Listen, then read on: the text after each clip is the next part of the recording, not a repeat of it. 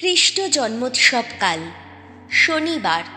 প্রথম পাঠ প্রেরিত দূত যোহনের প্রথম ধর্মপত্র 5 অধ্যায়, পদ সংখ্যা 5 থেকে 13।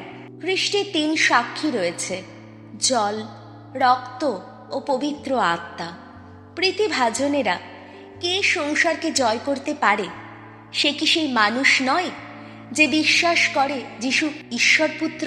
তিনি যিশু খ্রিস্টই জল আর রক্তের মধ্য দিয়ে এসেছিলেন। শুধু জল নয়, জল আর রক্তেরই পথ দিয়ে।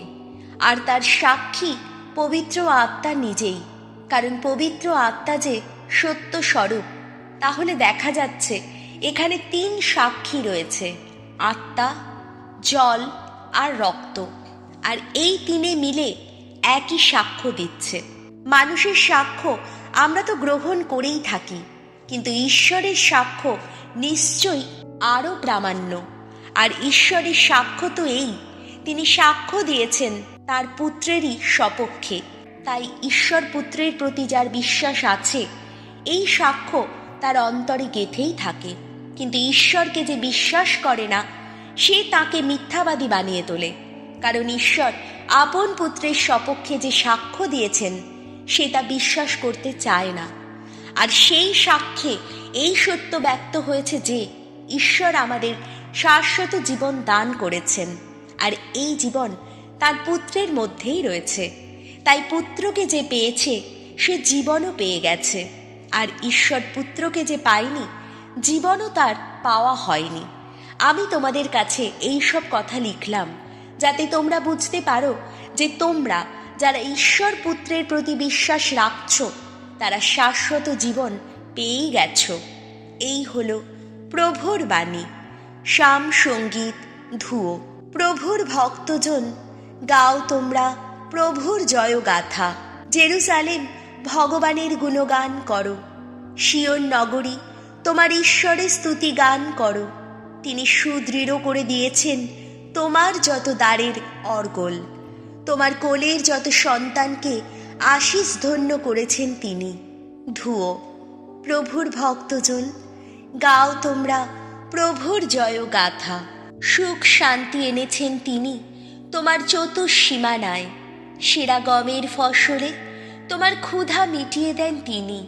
তার আদেশ প্রেরণ করেন তিনি পৃথিবীর বুকে। তার বাণী দ্রুত বেগে যায়, ছুটে যায়। ধুয়ো। প্রভুর ভক্তজন, গাও তোমরা প্রভুর জয়গাথা।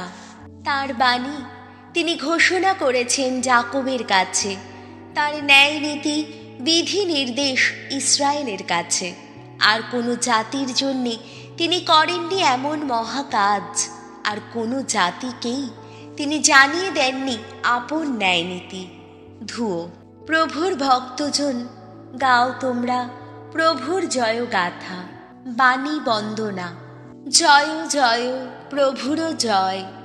খুলে গেল স্বর্গলোকের দ্বার, ধ্বনিত হল পিতার কণ্ঠস্বর। এ আমার পুত্র, আমার একান্ত প্রিয়জন। তোমরা সবাই এর কথা মেনে চলো।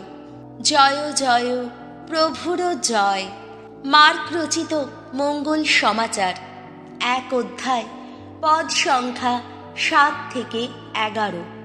তুমি আমার পুত্র, আমার একান্ত প্রিয়জন। মরুভূমিতে দীক্ষাগুরু যোহন এই কথা প্রচার করতেন: আমার পরে আসছেন এমন একজন, যিনি আমার চেয়ে শক্তিশালী। আমি যে নিচু হয়ে তার জুতোর বাঁধন খুলে দেব, সে যোগ্যতাও আমার নেই।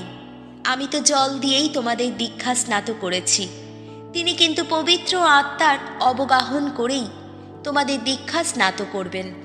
সেই সময় যিশু একদিন গালিলিয়ার নাজারেত শহর থেকে সেখানে এলেন। জর্ডন নদীতে যোহনের হাতে দীক্ষা স্নাত হলেন তিনি।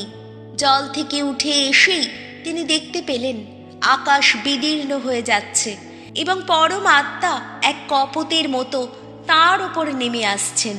তখন স্বর্গ থেকে কার যেন কণ্ঠস্বর ধ্বনিত হলো: তুমি আমার পুত্র, আমার একান্ত প্রিয়জন, তুমি আমার পরম প্রীতিভাজন। এই হলো প্রভু যিশুর মঙ্গল সমাচার।